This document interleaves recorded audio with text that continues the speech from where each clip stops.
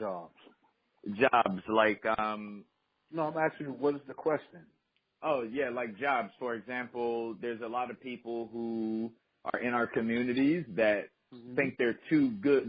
They're unemployed. They've been unemployed for a long time. Mm-hmm. And the reason why they're unemployed is because they can't get the job that they want. Like maybe it's a good job. Let's just call it a good job. So therefore they don't go. Subway's hiring, McDonald's is hiring, Pet Boys is hiring, but they don't want to get that. But so they just stay unemployed. What do you think about that type of mentality? That's dumb because you can get a job and still work towards the job that you want, meaning like your dream job.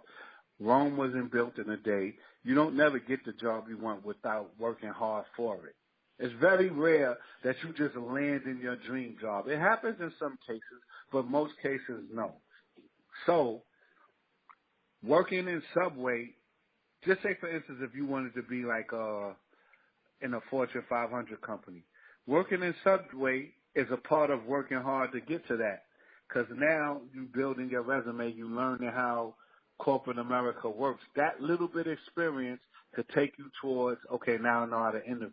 Now I know how certain things is run on the corporate side. So now, say for instance, all right, I'm going to go apply for the mailroom job in the company of the Fortune 500, the Fortune 500 company that I want to work in. So now, me working in Subway, me working in XYZ, all of these other little jobs, now I'm prepared for that little mailroom job interview. So now I get the mailroom job. Now I'm in the company. Now I got to bust my ass and work my way up to the company, the ladder, to get the job that I actually want. But in doing that, I have to study. I have to learn. I have to know what it is that this job title entails. You see what I'm saying? Absolutely. So working is working. It's experience. So it doesn't matter where you work. You take the experience with you and you just leave the job. But not working at all will never get you to your dream job. That just don't work like that. Like, I'm going to give you a prime example. I was a sous chef in a bowling alley. My dream job was to be an electrician. I didn't not work until I got the job in Car Medicine. I was working in a bowling alley.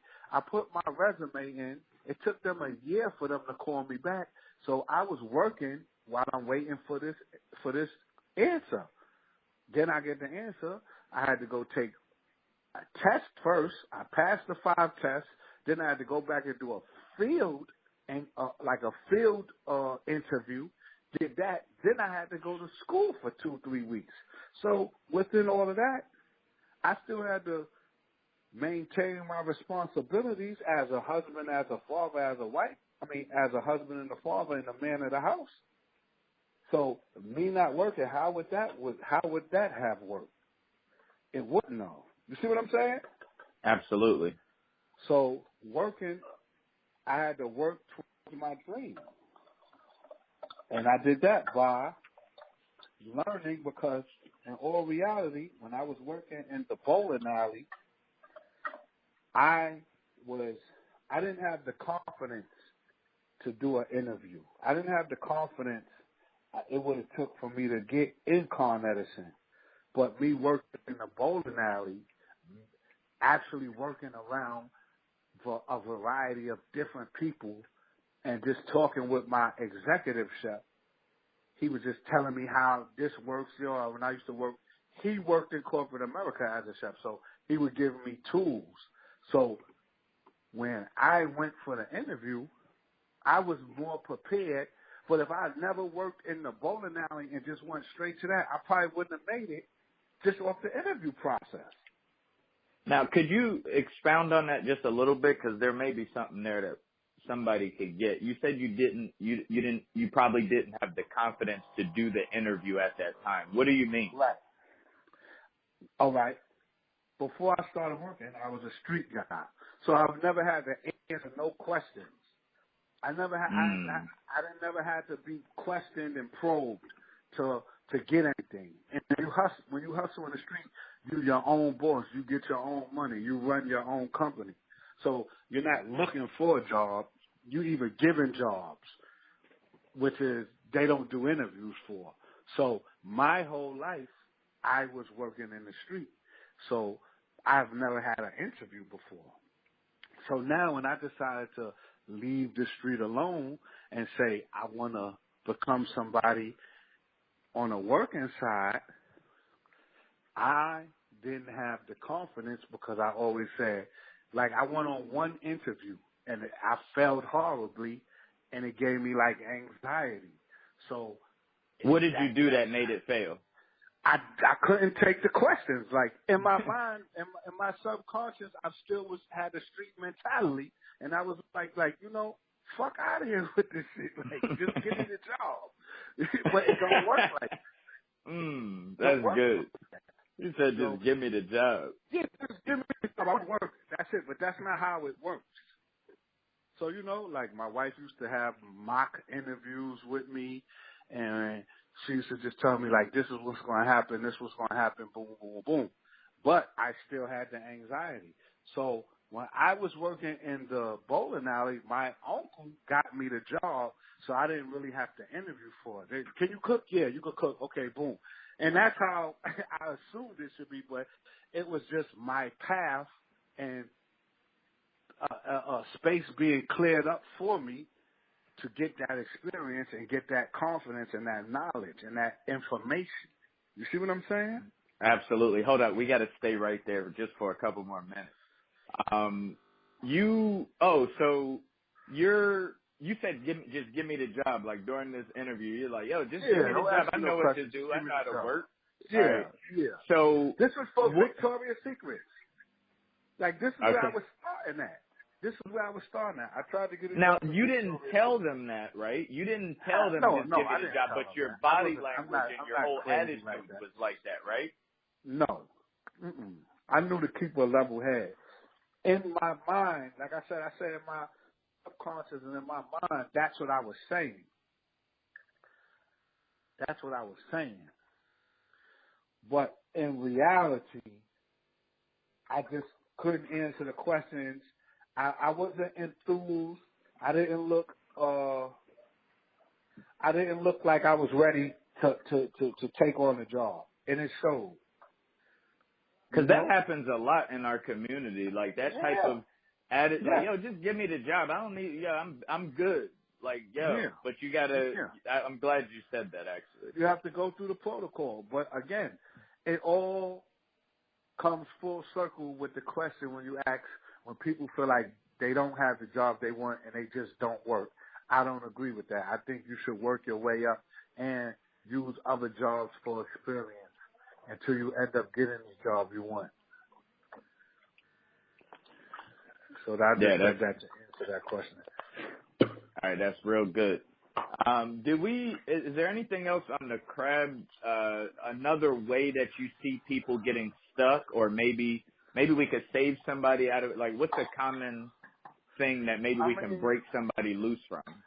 Or to be totally honest with you, it's like what we was talking about with the Roth IRAs. Most of the time, you just can't tell people your moves.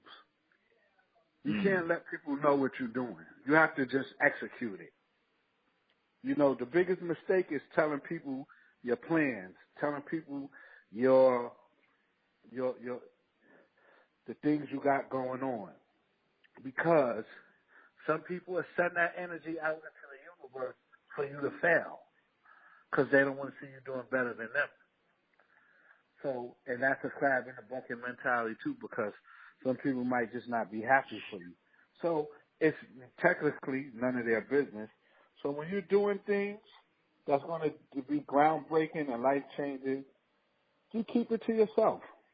Because that's the hardest cycle that's probably ever going. The hardest thing to ever break, the hardest cycle to ever break is probably going to be the crabs in the barrel mentality. So, with that being said, the people that's in position to do whatever they're doing, they just have to do it, and they have to understand that that mentality exists. But what if You're it's gonna, family? it's always What if going the to be, crabs is family or friends? listen, let me explain something to you. Mhm. The worst things that happen to you in life is going to come from someone that's closest to you. The people that talk about you the most is going to be most of the time your family, because they know your idiosyncrasies. They know you interpersonally. They know your secrets. They know your strengths. They know your weaknesses. So the people who talk about you the most is the people closest to you. So the crabs, normally, they all come from the same part of the ocean. So that all those crabs that's in the bucket is family anyway. Mm. You know? So we got to be careful. You saying we got to be careful with even the moves that we make, and even to our family. Let me explain something to you. You have to be most fearful and most reserved around the people closest to you. Those are the ones you really don't tell nothing. You know? And when it's all said and done, again, you as a person, I know a lot of people, right, that feel comfortable around their enemies and more nervous around their family and friends. Mm.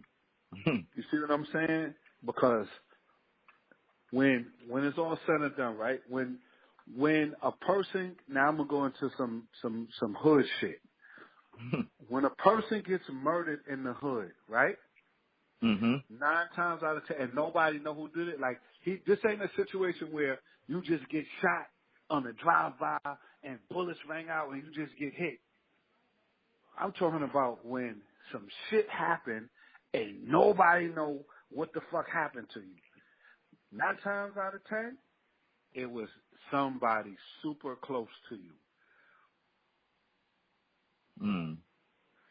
Most rappers, most people get killed in their neighborhood. You know that, right? Mhm. You know? So that lets you know. Again, the See, I crabs think in the that's barrel. hard for a lot of us to digest, but we need to hear it.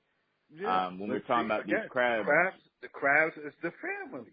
Your Yeah, neighborhood. it's not always your coworkers. It's not always your No. Let me neighbors. explain something to you. But Yeah. let me explain something to you about your neighborhood. In Africa, a neighborhood is nothing but a village. So your neighborhood is still technically your family. Y'all all live in the same area. Mm. So when Pookie shoots Ray Ray, Ray Ray got killed by somebody in his family because they're all from the same block.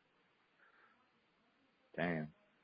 So when it's all said together, the block is the barrel, Pookie and Ray Ray is the crabs, but they all together. So that's why you got to get away from that shit. Because it ain't going to change. Like I said, that's the hardest stereotype that's not going to be broken because it's embedded in us. If we see one nigga looking good, we won't salute him. We got to go out and look good. You know? Why you think, like in Africa, right? All those countries, all those kings, and in America, there's no like black kings like that or leaders because all the black leaders got killed by a black person. Mm. Except for Martin Luther King. But the point is, the point I'm trying to make is if one person rises to prominence, it's going to be people feeling like he don't deserve it. Why him and not them? Or they're going to try to do it. Mm. See, let me tell you why our culture and our people is so fucked up. A rapper could be successful, and all these motherfuckers who want to be rappers. A basketball player could be successful and make a big contract. All these motherfuckers want to be basketball players, football players, movies, Sports and entertainment.